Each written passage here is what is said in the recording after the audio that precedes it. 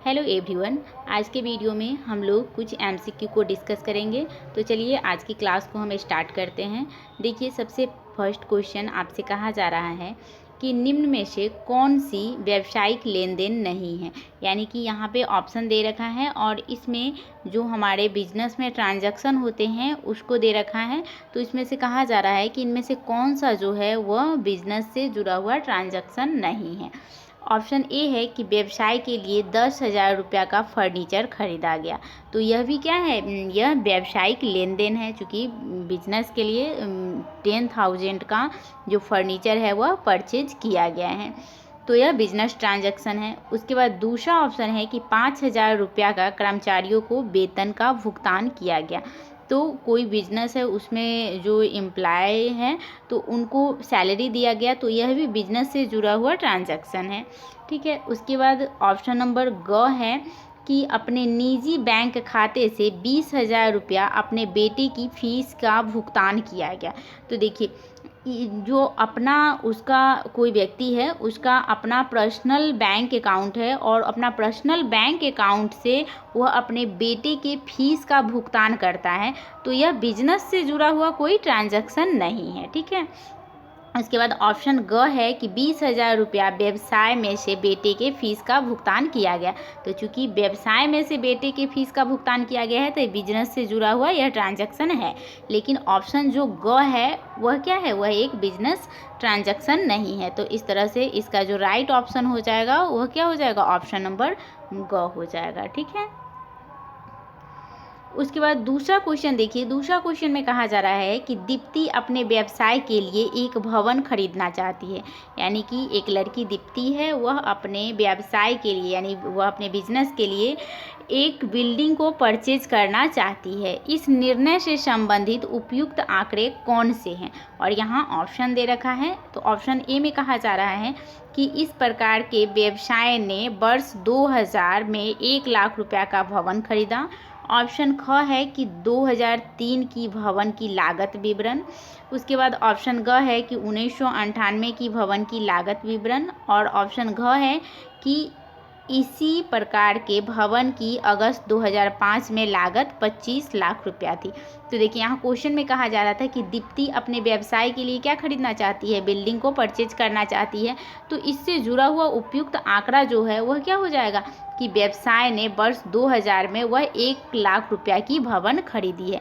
तो यह क्या हो जाएगा, यह जो दीप्ति है वह एक भवन खरीदना चाहती है। तो इससे जुड़ा हुआ जो है वह एक उपयुक्त आंकड़ा है। तो इस तरह से इसका जो राइट ऑप्शन हो जाएगा ऑप्शन नंबर पहला हो जाएगा। ठीक है, यानी क। उसके बाद नेक्स्ट क्वेश्चन को देखिए। इस क्वेश्चन में कहा जा रहा है कि एक सूचना प्रक्रिया के रूप में लेखांकन का अंतिम चरण कौन होगा। यहाँ कहा जा रहा है कि एक सूचना प्रक्रिया के रूप में जो हमारा अकाउंटिंग होता है उसका जो लास्ट स्टेप होता है वह क्या होता है। तो देखिए, अकाउंटिंग में सबसे पहले क्या करते हैं हम लोग, किसी भी ट्रांजैक्शन का क्या करते हैं, आइडेंटिफाई करते हैं। ठीक है। उसके बाद उस ट्रांजैक्शन को हम लोग क्या करते हैं, मेजर करते हैं। ठीक है। उसके बाद उसका क्या करते हैं, रिकॉर्डिंग करते हैं। ठीक है। तो इस तरह से हम लोग करते हैं। तो देखिए, यहाँ पे ऑप्शन हम लोग देखते हैं। देखिए, ऑप्शन में कहा जा रहा है कि लेखा पुस्तकों में आंकड़ों का लेखा करेंगे। तो यह भी क्या है, लेखांकन से जुड़ा हुआ स्टेप ही है। उसके बाद है वित्तीय विवरणों का रूप में संक्षिप्तीकरण करेंगे। यानी कि जो हमारा फिनेंशियल स्टेटमेंट होता है उसका हम लोग क्या करेंगे, समराइजिंग करेंगे। उसके बाद ऑप्शन ग है कि सूचना का संप्रेषण करेंगे। यानी जो भी हमारे पास इंफॉर्मेशन है उसका हम लोग कम्युनिकेशन करेंगे। या फिर ऑप्शन लास्ट है, उसमें कहा जा रहा है कि सूचना का विश्लेषण एवं उसकी व्याख्या करेंगे। यानी जो भी हमारे पास इंफॉर्मेशन है उसको हम लोग एनालिसिस करेंगे और तब हम लोग उसका क्या करेंगे, एक्सप्लेनेशन करेंगे। तो देखिए, ये सारा जो है वह अकाउंटिंग से जुड़ा हुआ स्टेप है। ठीक है। लेकिन इसमें कहा जा रहा है कि अंतिम चरण कौन सा है। ठीक है। यानी कि जो हमारा अकाउंटिंग होता है उसका लास्ट स्टेप पूछा जा रहा है। तो देखिए, जब हम अकाउंटिंग करते हैं तो सबसे पहले हम किसी भी ट्रांजैक्शन को आइडेंटिफाई करते हैं, फिर मेजरमेंट करते हैं, फिर उसको रिकॉर्डिंग करते हैं।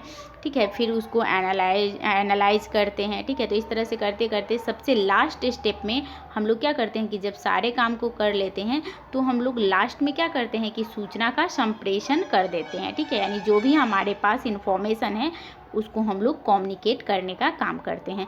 तो इस तरह से आप लोगों का इसमें राइट ऑप्शन हो जाएगा ऑप्शन नंबर ग, ठीक है। उसके बाद चलिए नेक्स्ट क्वेश्चन को देखिए। इस क्वेश्चन में कहा जा रहा है कि जब लेखांकन सूचना को स्पष्ट रूप से प्रस्तुत कर दिया गया हो तो लेखांकन सूचना की कौन सी गुणात्मक विशेषता जो है वह परिलक्षित होती है। यहाँ कहा जा रहा है जो हम लोग का लेखांकन का जो क्वालिटेटिव कैरेक्टरिस्टिक है तो उसके बारे में यहाँ पूछा जा रहा है कि जब लेखांकन सूचना को स्पष्ट रूप में प्रस्तुत कर दिया गया है तो इनमें से कौन सा क्वालिटेटिव नेचर का कैरेक्टरिस्टिक है। ऑप्शन ए है सुबोधता, ऑप्शन जो सेकेंड है वह है प्रासंगिकता, ऑप्शन ग है तुलनीयता और विश्वसनीयता।